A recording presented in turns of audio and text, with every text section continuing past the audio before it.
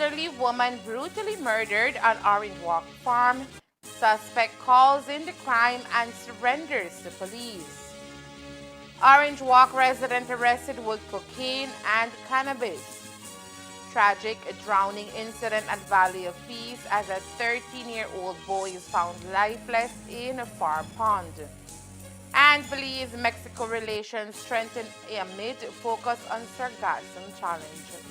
These are some of the stories we have for you tonight in our newscast for Friday, August 22nd, 2025.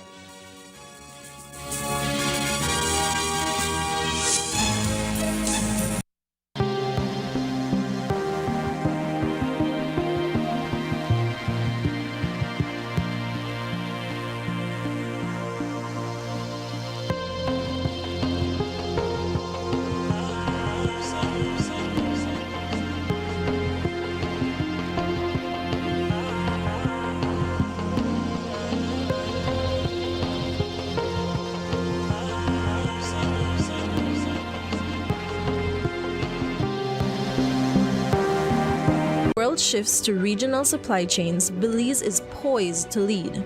This is where blue innovation meets green ambition, and orange creativity thrives. Join us for the Belize Investment Summit 2025, September 3rd to 5th at the Sunset Caribe in San Pedro. From agribusiness to aquaculture, from renewable energy to digital services, from tourism to trade, this is the future of regional integration. And it starts here. Whether you're returning home, expanding regionally, or entering new markets, Belize welcomes you. Why Belize? Why now? Belize Investment Summit 2025. Bridging markets, building resilience. September 3rd to 5th at Sunset Caribe, San Pedro. Visit investmentsummit.bz to register and be part of shaping the investment frontier.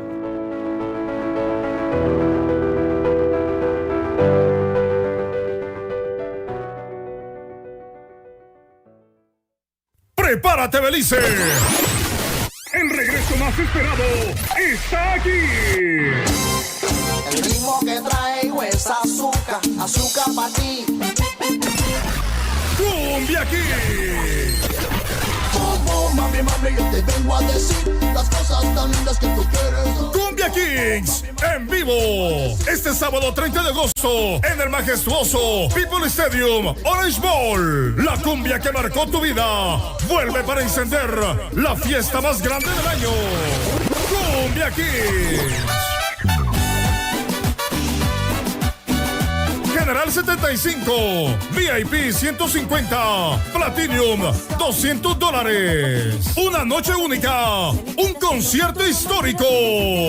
Boletos ya disponibles en Cuellos Distillery, Rustic Roof, Divari, Orange Bowl Town, Marías Bake Shop y Coffee House, Amor Turquesa Boutique, Shell One Stop. Y la aplicación QuiPass, disponible en Android y iPhone.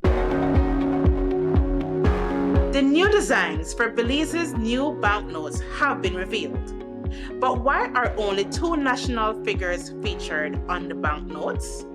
The individuals honored on our new banknotes have received Belize's highest distinction, the Order of the National Hero. As of January 2025, only two persons have been awarded this title. The Right Honorable George Cadle Price, regarded as the father of the nation, who was the first Prime Minister of Belize and renowned leader in our road to independence, and the Honorable Philip Stanley Wilberforce Golson, one of the longest-serving members of the House of Representatives, known for his unwavering stance on protecting and preserving Belize. By featuring these heroes, we honor their invaluable contributions to the development of our nation. New look, same value, heroes' legacy. Learn more at www.centralbank.org.bz. A message from the Central Bank of Belize. It's here once again. bigger and better. Fiesta FM 21st anniversary. Come and celebrate with us this September 6th, one of the biggest events of the year, Fiesta FM 21st anniversary. It's all happening at Central Park at 7 p.m. There will be lots of giveaways and entertainment to the next level. Come and dance the night away with the legendary, all the way from Dangriga, Maime Martinez.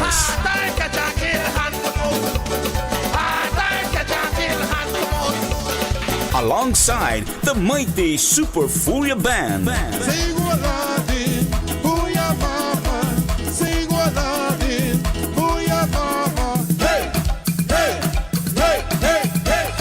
And on the wheels of steels, all the way from Chetumal, Quintana Roo, Mexico, Felipe Lopez, DJ Diablillo. Arriba, arriba, arriba, las manos arriba, arriba, las manos arriba, arriba, arriba. Aquí está el Diablillo y este es un desastre. Y al que no le gusta. So you don't want to miss this one-of-a-kind event. It's going to be big. It's going to be great. It's Fiesta FM 21st anniversary. See you there.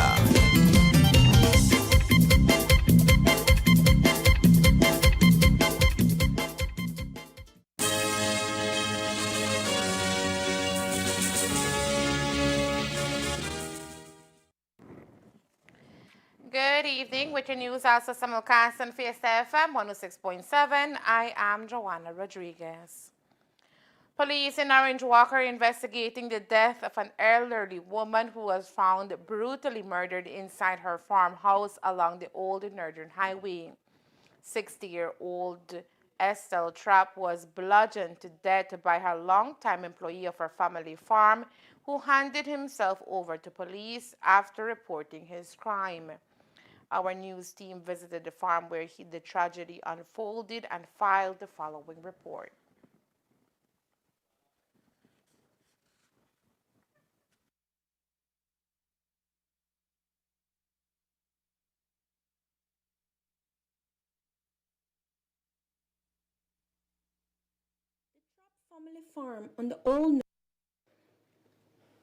The Trapp family farm on the Old Northern Highway is usually a depiction of peace, trees swaying in the morning breeze and animals roaming across the yard.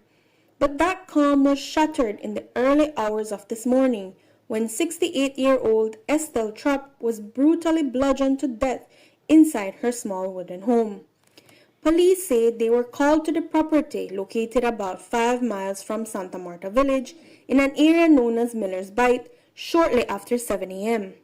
There, they found 56-year-old caretaker Eugene Ramirez waiting by the roadside. He reportedly told officers that there was a body inside the residence.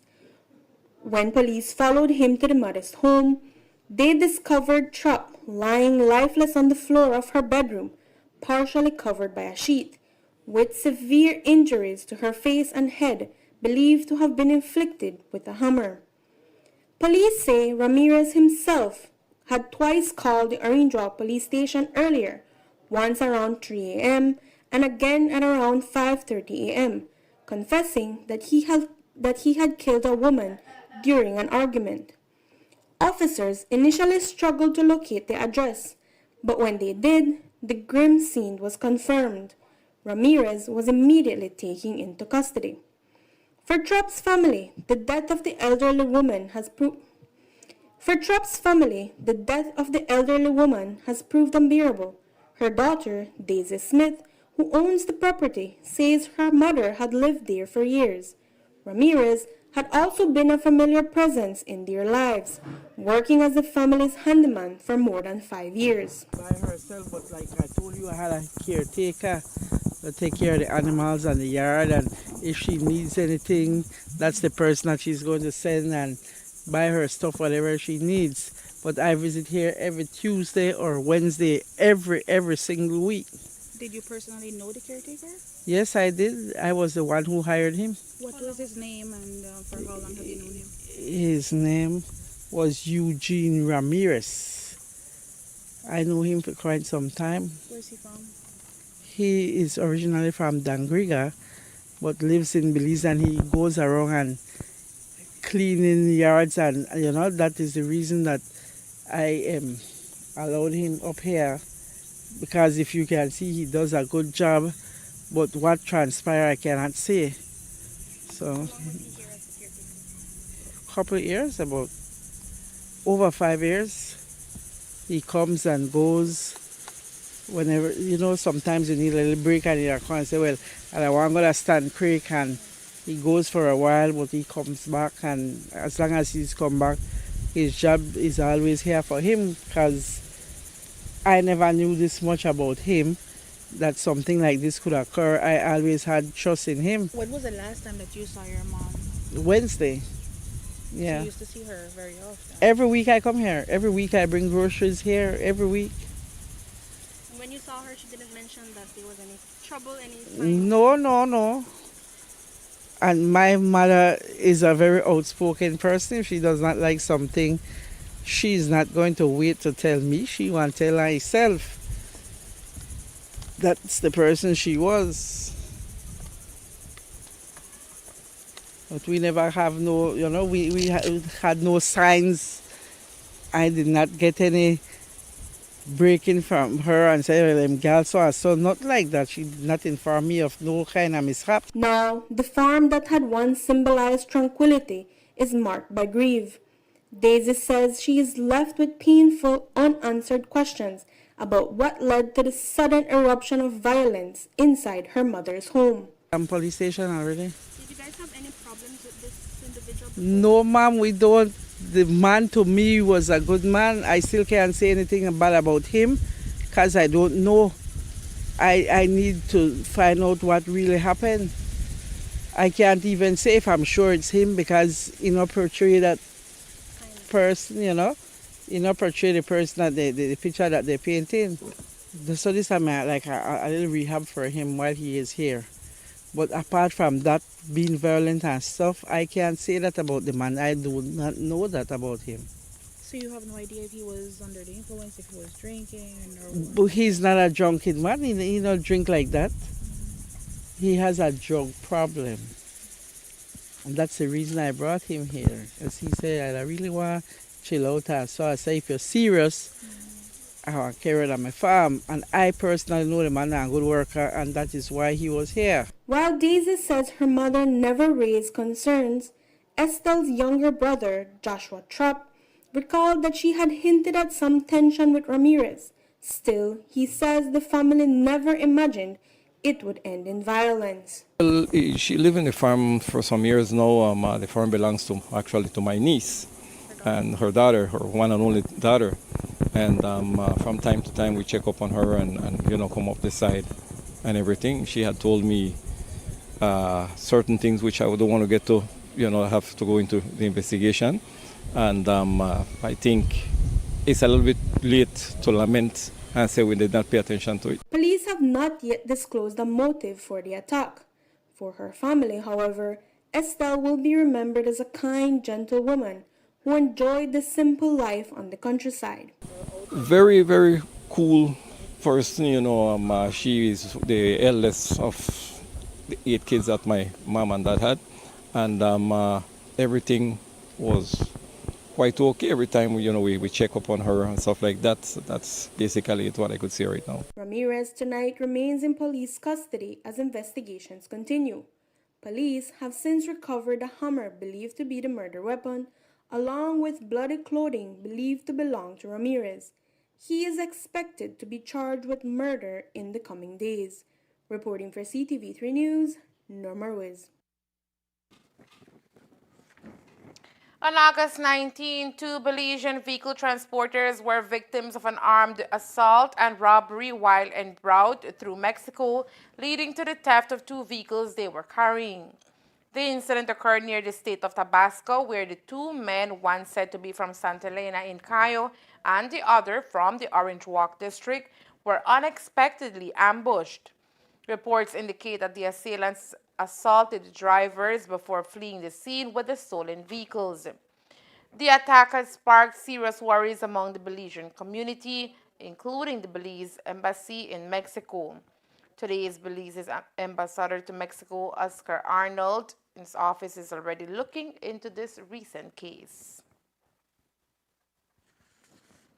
Today, we received an official notice from the owners of the vehicle.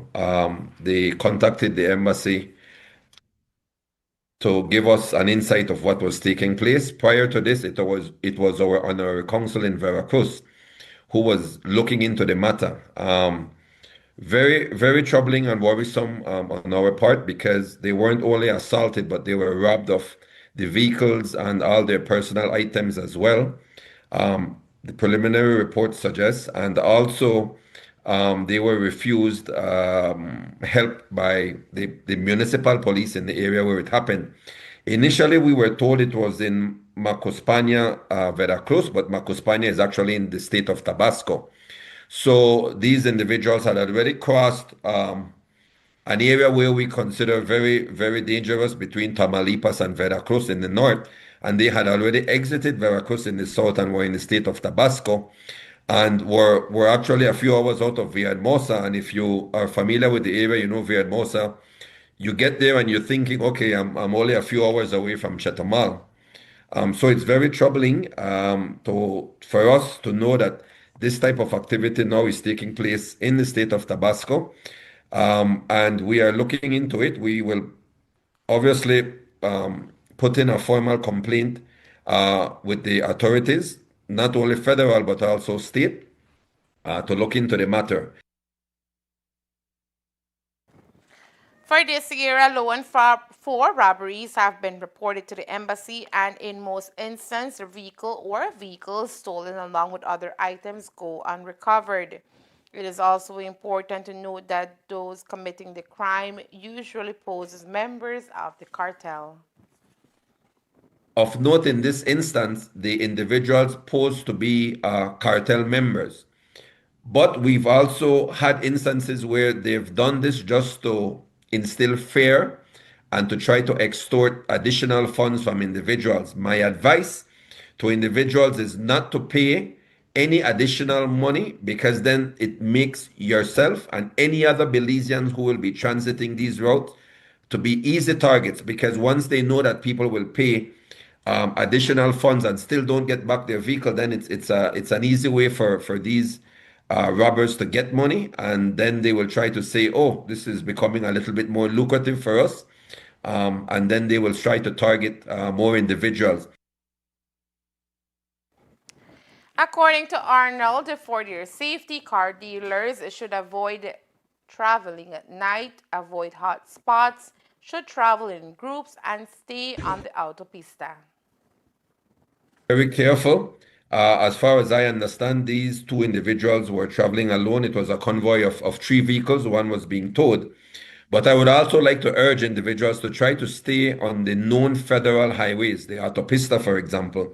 I know that by Mexican law, they only authorize, when you're bringing down goods and vehicles, they only authorize that you transit on certain highways, something that they call the Tránsito Internacional, and there are rutas that are authorized routes that they must use.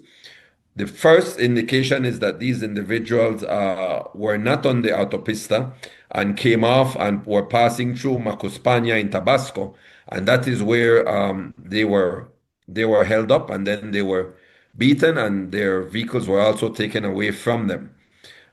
So for now, I know that the drivers, the individuals who were actually driving, are safe. They were in Chetumal. We've contacted our honorary consul there, and along with the honorary consul, they went to the police to try to make a police report, because we have to have that official report before we can engage the authorities and have them engage in any sort of investigation in the area. We understand that car dealers from Honduras, Guatemala, and El Salvador are also victims of this crime. In a swift operation on Wednesday afternoon, Orange Walk police apprehended a man suspected of possessing controlled substances with intent to distribute. The incident unfolded around 4 p.m. on Oleander Street, Orange Walk, when officers were on patrol. According to reports, officers noticed a white four-door Toyota Corolla with orange Walker license plate arriving in the area and parking at the Northern Medical Plaza parking lot. Shortly after, a male individual of dark complexion dressed in a white t-shirt and light green shorts exited the vehicle. The individual, later identified as Julian Alfredo Martinez, 39-year-old, laborer of Marlin Street in Trial Farm Village, then hurriedly approached a second vehicle, a white Toyota Corolla with California license plates, which was under surveillance nearby. Martinez is said to have retrieved a black backpack from the California registered car and quickly returned to the vehicle he exited from. At that moment, officers approached Martinez, who then tried to escape from the area while discarding the backpack he was holding into a bushy drain. Police were able to detain Martinez and recover the backpack. Inside, cops found a transparent plastic bag containing a green leafy substance believed to be cannabis, weighing approximately 190 grams. Additionally, 3 small Ziploc bags filled with a white powdery substance suspected to be cocaine, totaling around 86 grams, were found. As a result, Martinez was detained and formally charged with possession of controlled drugs with intent to supply. The legal freedom of Orange Walk businessman Jonathan Alexander Burgos has become uncertain after his surety requested a revocation of his bail, resulting in his transfer to Belize Central Prison. Burgos, aged 39, was charged earlier this year with obtaining property through deception. He was previously released on bail amid allegations that he defrauded a Belize Coast Guard officer of $5,000 in a fake vehicle sale advertised on Facebook. However, authorities say Burgos has failed to appear in court since July, prompting the issuance of a bench warrant for his arrest. Following his detention, Burgos appeared before a senior magistrate in Belize City, where he apologized for missing court dates. He explained that he had been working in San Pedro and was unsure of his scheduled court appearances. The magistrate, however, dismissed his explanation as unsatisfactory, emphasizing that his failure to attend court puts his bail at risk. The surety, who initially signed on Burgos' behalf, informed the court that Burgos was unreachable and had not responded to calls, prompting the surety to request the revocation of his support. Consequently, Burgos was remanded to custody until a bail hearing scheduled for Friday morning before the senior magistrate in court number 6. Appearing unrepresented, Burgos expressed hope that even if his current surety withdraws, he might be able to secure another. The court will decide today whether he will be allowed to remain free on bail or remain incarcerated until his trial concludes. On Thursday, August 21st, 2025, at approximately 4:50 p.m., authorities were alerted on a drowning incident involving a young boy at a farm pond located on the outskirts of Valley of Peace Village. Upon responding to the scene, officers discovered a young Hispanic male lying face up near the pond. The boy, identified as Jaden Emmanuel Marroquin, 13, was barefoot and dressed in khaki pants and a gray shirt. Jaden, a Belizean student from Valley of Peace, was born on August 27, 2012. Initial investigations revealed that his father, Guillermo Marroquin, a local farmer, had left Jaden in the care of his grandfather, Gustavo Marroquin, 61, also a farmer from the same village. Unbeknownst to Gustavo, Jaden left his care and went towards the pond. Jaden's younger sister noticed his absence and began searching for him, eventually alerting their grandfather that Jaden might have gone to the pond and could be in danger. Gustavo sought help from a passing farmer, Armando Rodriguez, 51, who immediately came to assist. Armando secured himself with a plastic strap and entered the pond, where he found Jaden trapped in a net. Despite this, he was able to pull the boy out of the water. However, Jaden showed no signs of life. The deceased was transported to the Western Regional Hospital, where Dr. Vasquez officially pronounced him dead at 6:32 p.m. Jaden's body is currently at the hospital awaiting a post-mortem examination. Coming up next, the Cabinet approves measures to control rising Africanized bee population in urban areas to protect food security and ecosystem. Stay tuned. It's here once again. Bigger and better. Fiesta FM 21st anniversary. Come and celebrate with us this September 6th, one of the biggest events of the year, Fiesta FM 21st anniversary. It's all happening at Central Park at 7 p.m. There will be lots of giveaways and entertainment to the next level. Come and dance the night away with the legendary, all the way from Dangriga, Maime Martinez.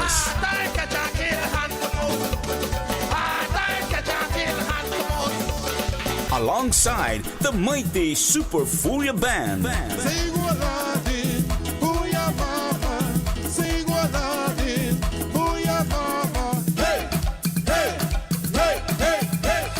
And on the wheels of steels, all the way from Chetumal, Quintana Roo, Mexico, Felipe Lopez, DJ Diablillo. Arriba, arriba, arriba, las manos arriba, arriba, las manos arriba, arriba, arriba. Aquí está el Diablillo y este es un desastre. Y al que no le gusta. So you don't want to miss this one-of-a-kind event. It's going to be big. It's going to be great. It's Fiesta FM 21st anniversary. See you there.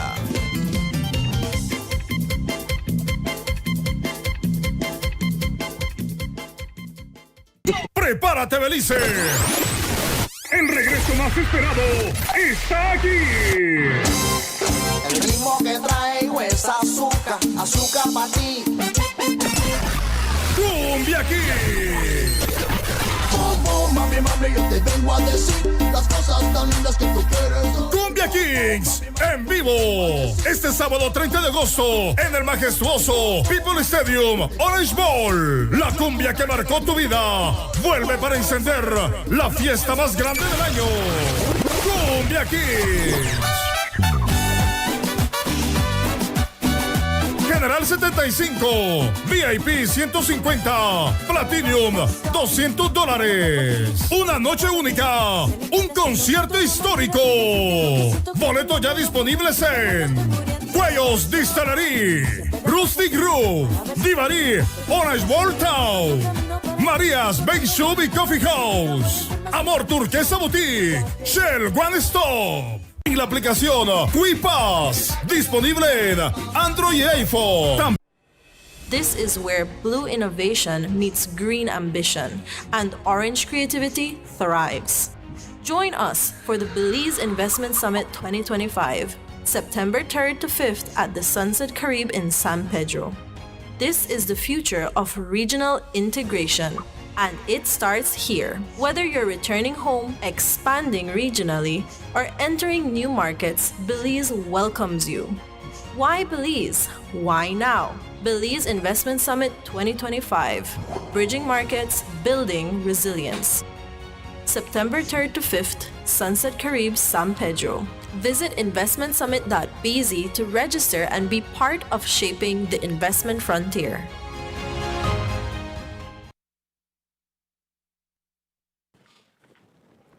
Belize has officially unveiled its latest series of bank notes, marking a significant update to the country's currency. The new notes, which featured updated designs and enhanced security features, aim to modernize Belize's monetary system and bolster confidence among users. The launch has elicited a range of responses from the public and financial experts alike. Supporters praised the move as a positive step forward, emphasizing the new notes reflect Belize's cultural heritage and improve currency security. However, the transition has not been without its criticisms. Among the most notable concerns are reports that several stores in neighboring Chetumal, Mexico, such as Walmart and Chedraui, are not accepting the new Belizean banknotes. This has caused inconvenience for Belizeans who cross the border regularly and rely on these stores for shopping. In response to these issues, Belize's ambassador to Mexico, Oscar Arnold, clarified the situation, stating that these stores are not obliged to accept the new Belizean banknotes. However, Arnold says the Belizean embassy has firmly advised the Mexican government that new Belizean currency is in circulation. Or I know that some businesses in Chetumal, I won't say Mexico, in Chetumal, would accept Belize dollars because they had a good working knowledge of what the exchange rate would be, and they accept it at a little less so that they would gain more when they change it with the peseros as well. But that was only happening in and around the border area. We have formally advised the Mexican government that there are new banknotes in circulation. The governor of the central bank was very gracious in our home visit to provide specimens, and we've sent copies of the specimens through our formal channels, informing the federal government that we do have new bills in circulation. Our honorary consuls are also aware of it, and they're also advising the authorities in the states in which they operate. But again, it's up to the individuals in those areas if they want to accept it or not, and at what rate. Obviously, the advice would be that you try to exchange or change your money at the money exchange, the registered money exchange, because oftentimes they give you a little bit more in those areas. But I understand the ease of which people will travel the border, and then the pesero is right there waiting, and they would change there. I mean, that happens with every border crossing. But no, Walmart or Chedwari don't have any responsibility, or they don't have to accept our Belizean notes. In a recent cabinet meeting, Belize reaffirmed its commitment to regional collaboration and took significant steps to address domestic issues, emphasizing progress on international partnerships, environmental management, public health, and sports development. A highlight of the session was the endorsement of the successful high-level trilateral meeting held in Calakmul, Campeche, involving Mexico, Guatemala, and Belize. The three nations agreed to establish the Selva Maya Reserve, a groundbreaking tri-national park expanding 5.3 million hectares, making it the second largest reserve in the Americas. This biocultural corridor aims to promote sustainable development, conservation, and regional cooperation. During the summit, the countries renewed their collective commitment to peace, democracy, and development, emphasizing expanded cooperation in regional security, environmental protection, and economic growth. In bilateral talks between Belize and Mexico, discussions covered vital areas such as security, infrastructure, trade, agriculture, culture, education, and energy, setting the stage for deeper cooperation. In addition, Belize is moving forward to regulate tobacco products comprehensively. A bill slated for introduction will set strict standards on packaging, advertising, youth protection, and smoking restrictions, aligning Belize with international health standards and aiming to reduce tobacco-related harm. Recognizing the importance of sports in national development, Cabinet approved a budget of $750,000 for the restoration of the Mexican Sports Center, a symbol of Belize-Mexico friendship. The facility, severely damaged by Hurricane Lisa in November 2022, will undergo structural repairs, including a new roof and necessary upgrades to restore it as a premier sporting venue. In agricultural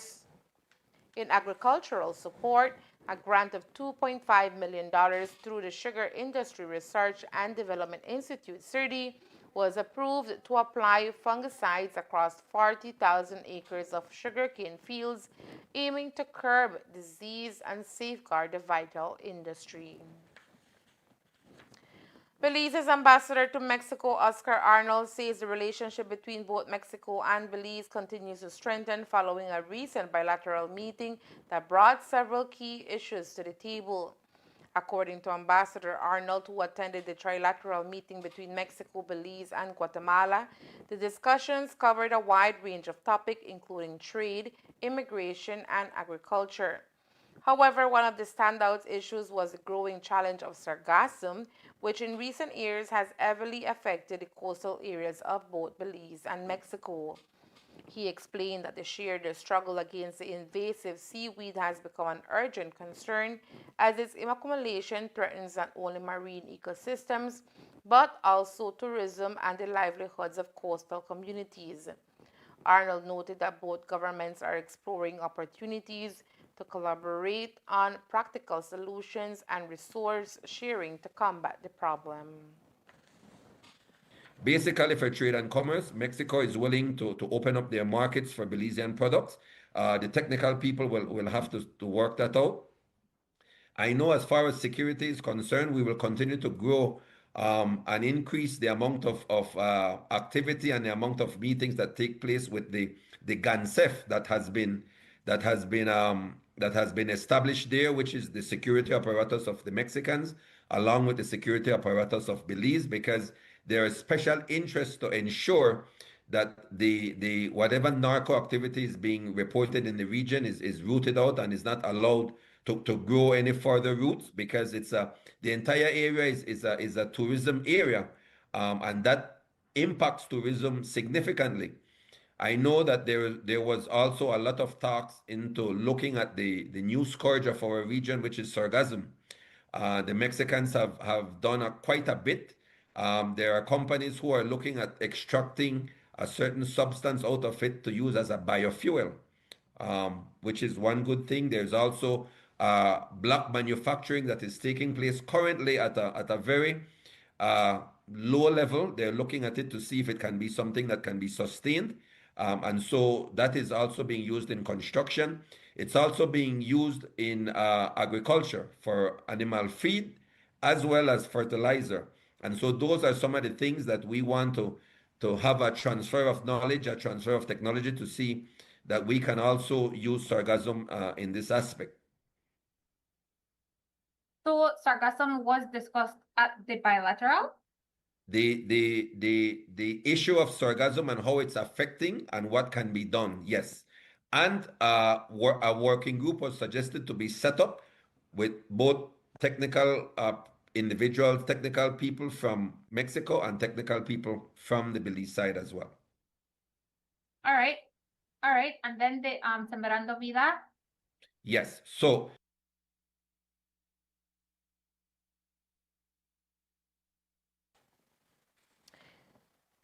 Ambassador Arnold also spoke on the upcoming second phase of Sembrando Vidas, which is expected to be rolled out in Belize soon. The first phase of the Sembrando Vida rolled out. I understand from the numbers and from the reports that crossed my desk that there were about 2,000 farmers benefited from it, by extension their families, so that the number of individuals who benefited from that first phase can go up to almost 5,000 or 6,000 individuals. The second phase will begin shortly. That accord or the memorandum of association is signed. I should be getting back a fully signed copy of that to send to Belmopan, but that second phase will be rolling out. Again, I don't want to preempt the Minister of Agriculture, so I will leave the details for that for him to give at a later date. But the second phase of Sembrando Vida is about to be rolled out, and that will commence shortly. Belize City will serve as the vibrant backdrop for the upcoming Good Deeds Day Caribbean Leaders Conference scheduled from Monday, August 25th to Friday, August 29th, 2025. This significant gathering aims to unite regional leaders, community organizers, and stakeholders in a shared commitment to fostering kindness, volunteerism, and social impact across the country. Good Deeds Day, a worldwide initiative launched in 2007, mobilizes millions of individuals and organizations across more than 115 countries every year to engage in acts of service and generosity. Over the years, it has grown into a global platform that champions teamwork, community involvement, and the power of doing good. Belize's journey with Good Deeds Day began in 2024 when the nation participated for the first time on April 14th. The initiative was championed by the Office of the Special Envoy for the Development of Families and Children in partnership with the Ishel Carib Foundation. The inaugural effort saw heartfelt projects that spread kindness and community spirit nationwide. Building on this momentum, Belize's participation expanded dramatically on April 6, 2025, with schools, youth organizations, local communities, and various groups spearheading impactful projects across the country. The upcoming conference will feature 5 days of workshop, knowledge-sharing sessions, networking opportunities, and strategic discussions focused on expanding community service initiatives and fostering regional cooperation. Co-hosted by the Ishel Carib Foundation, the Office of the Special Envoy, and ISG Cares, the event will highlight Belize's growing commitment to volunteerism and civic engagement. And there is more news after the break. Stay tuned.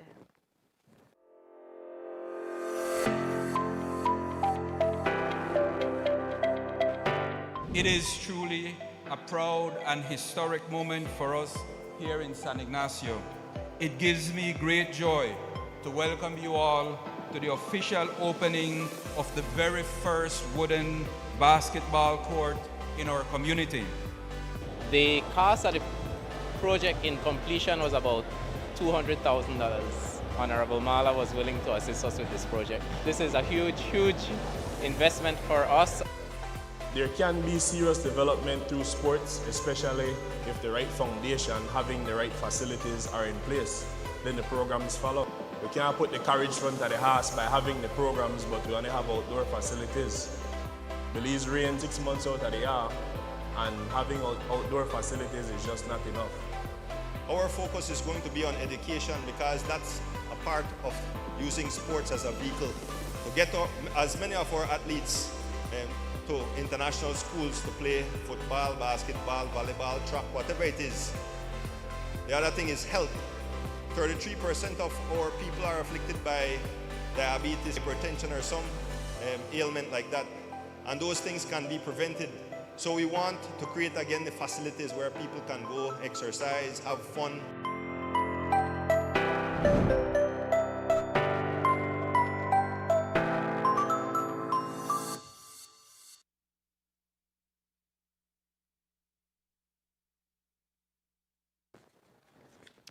The Belize Livestock Producers Association, BLPA, with funding from the Nature Conservancy, TNC, and in collaboration with the University of Belize, UB, and Ministry of Agriculture, Food Security and Enterprise, MAFSC, is undertaking a project entitled Comprehensive Extension Strategy for the Training of Extension Officers and Cattle Farmers in Belize on Sustainable Regenerative Livestock. This extension strategy will be implemented in 2 phases. First, it is designed to strengthen the capacity of extension officers, EO, and technical personnel, and then subsequently cattle farmers. Initially, it will focus on training in areas such as silvopastoral systems, the voicing method of rotational grazing, and various components of participatory extension methodology. Subsequently, a farmer-focused training program will equip cattle producers with the skill to adopt sustainable practices, increase productivity, and enhance climate resilience. The official launching of the strategy started with a 2-day training session on measuring and evaluating beef cattle production in silvopastoral system, which is being held at the University of Belize campus in Central Farm and facilitated by Daniel Juan.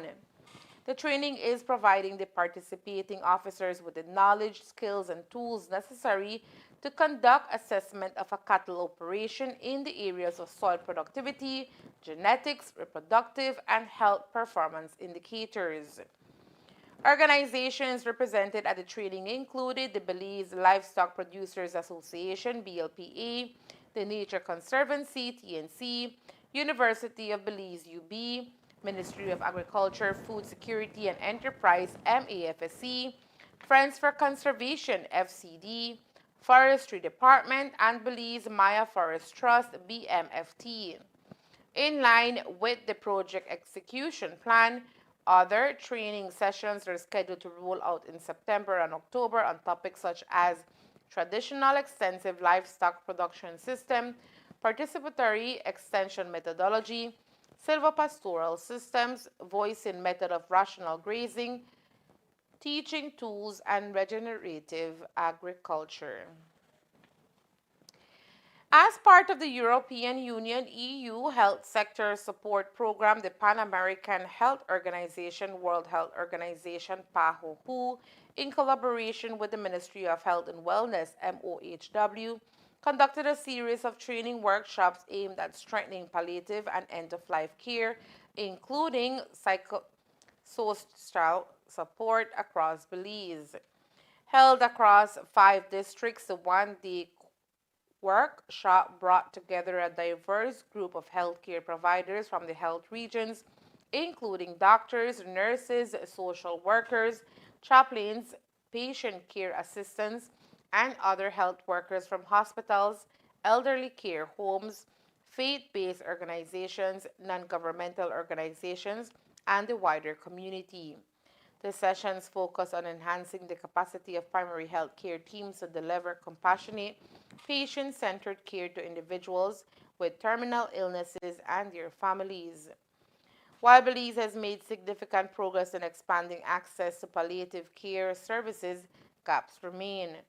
For example, the absence of local radiotherapy services forces many patients to seek treatment abroad or across borders. Notwithstanding this, efforts such as the establishment of the Palliative Care Foundation in the Belize District and the 2018 approval of national palliative care standards, including the addition of essential palliative medicines, demonstrated ongoing commitment to improving care in the country. These workshops were aligned with the ministry's strategic priority to enhance care for terminally ill patients by addressing both their physical and emotional needs. And that's the news. We invite you to join us for another newscast on Monday, August 25th here on CTV3 News and Fiesta FM 106.7. Remember that to read a text version of the news, you can visit our website at ctv3belizenews.com.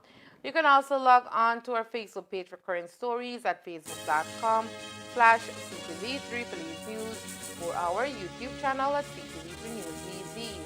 From all of us here at CTV3, have a safe and pleasant weekend. Thank you for watching and listening.